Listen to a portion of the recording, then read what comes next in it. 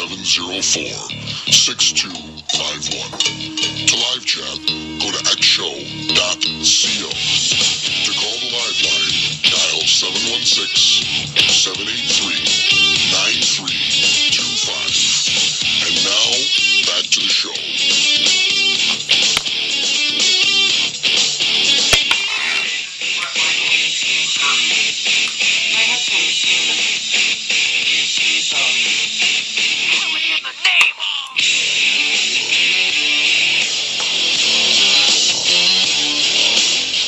Sometimes that song has more meaning, on some days than other days, I feel, and it has a lot of meaning to me right now.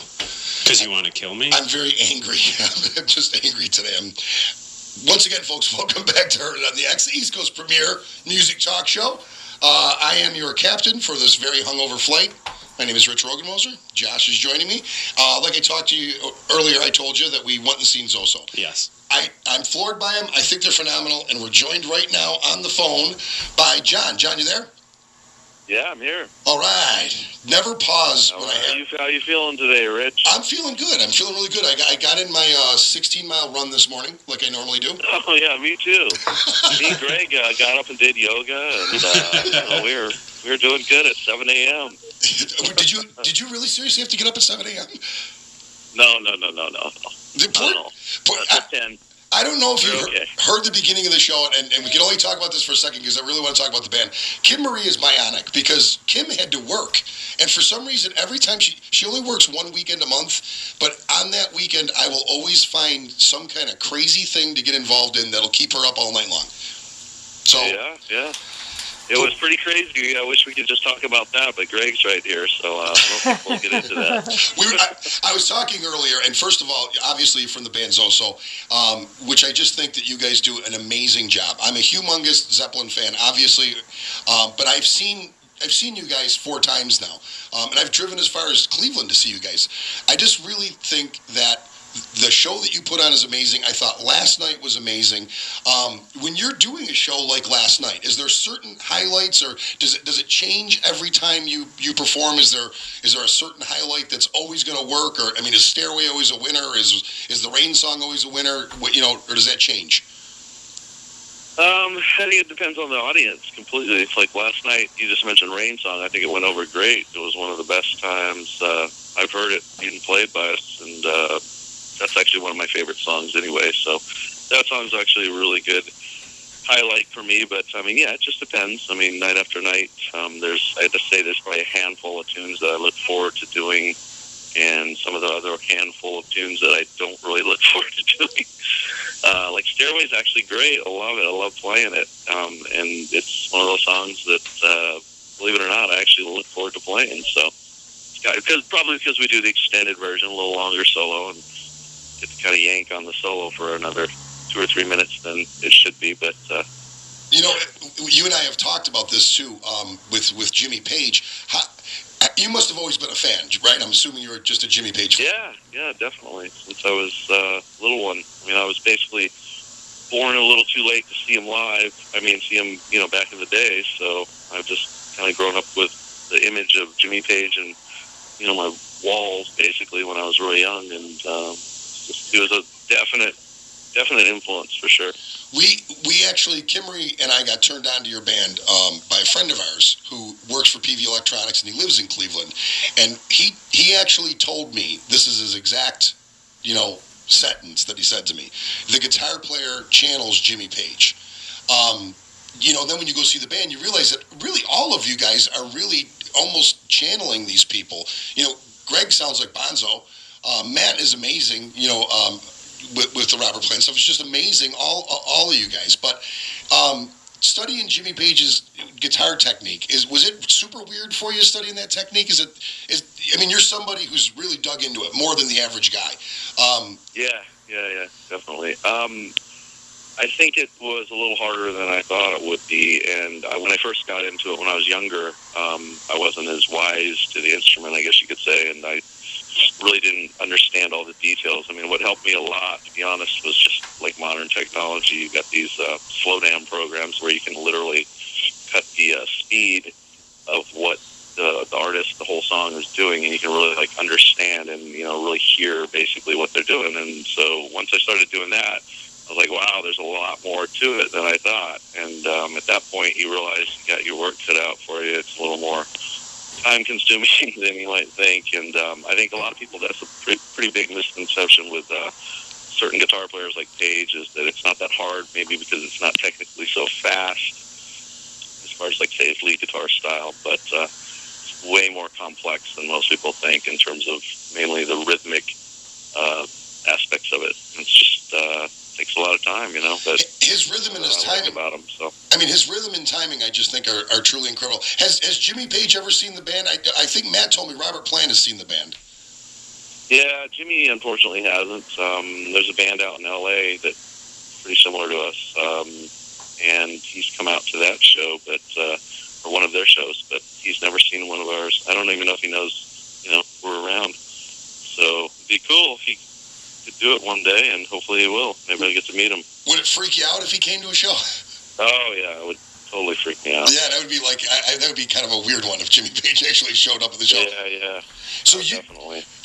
I mean, I think I'd be okay once I got going with the show. I think the initial starting point would be horrible, but I think I'd be okay once I got going. Now I'm pretty confident with it. Put it that way. I'm getting better and better. So yeah, absolutely. And anybody that has not seen this band, you're performing tonight in where are you, in Ithaca or Utica? Ithaca. Ithaca, and you're actually about to hit the stage. Yeah. 8:00. We're going to be on. So sometime over the next month or so, we're going to get with you because we're gonna do a show and kind of dig into the technical aspect of Page's playing, and you're the perfect person to have on.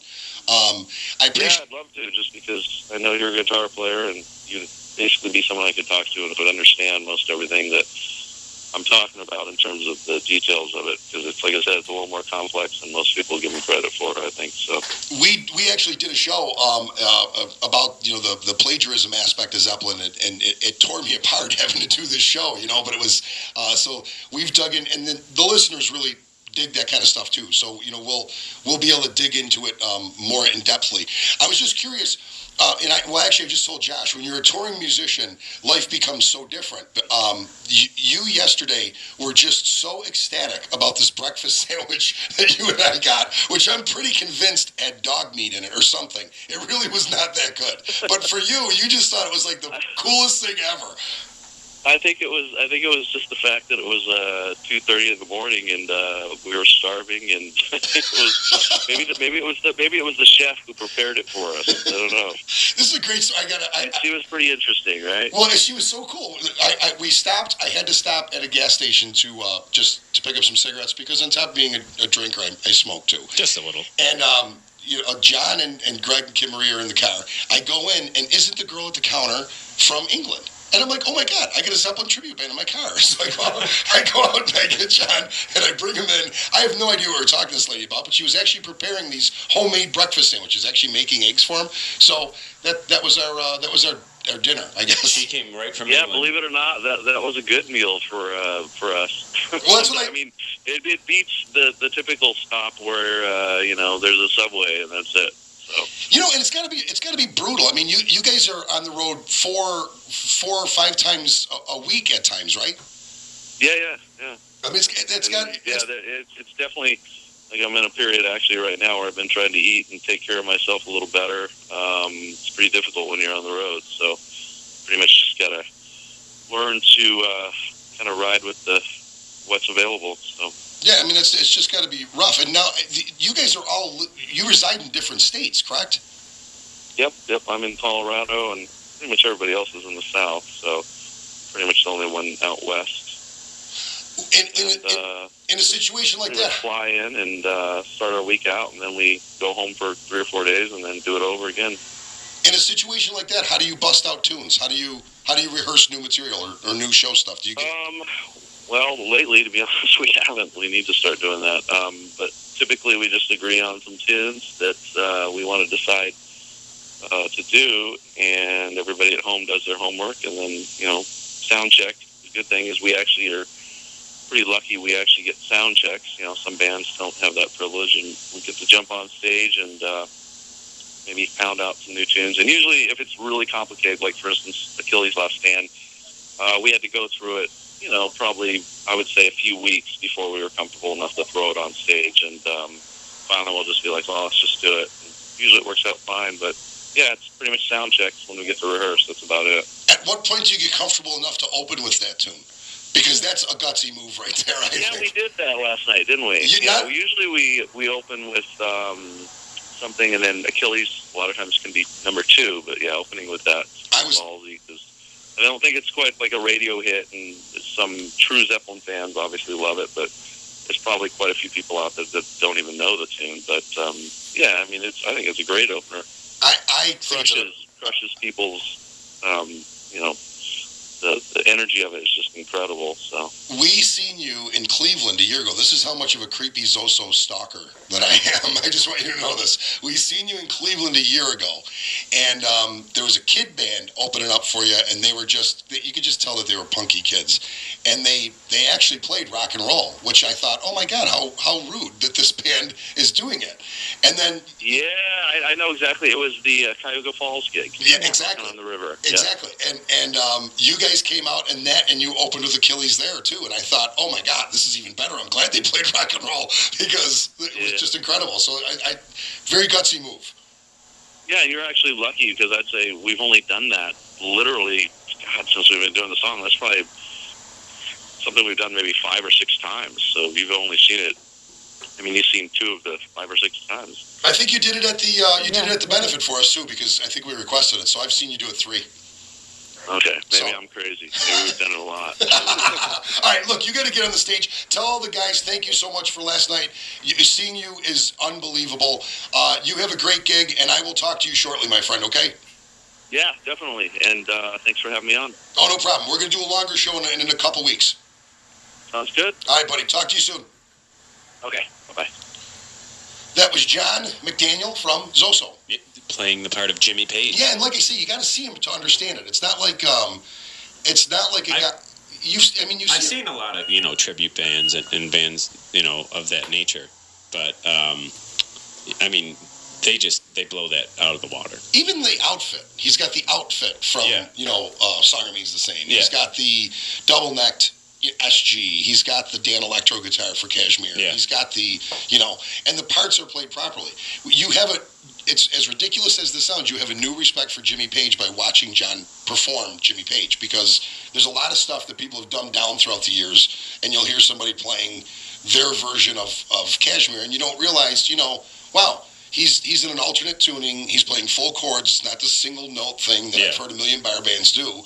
It's really a complicated song. So, we're late and running to a commercial break. We're going to come back on the other side with Patsy and Dottie, and I'm going to learn how to talk. Stick around, folks. Hi, friends. This is Rich from the Hurt and the Act Show. I usually don't do testimonials, but I have to tell you about Castle Resorts in California. Castle Resorts is an independently owned and operated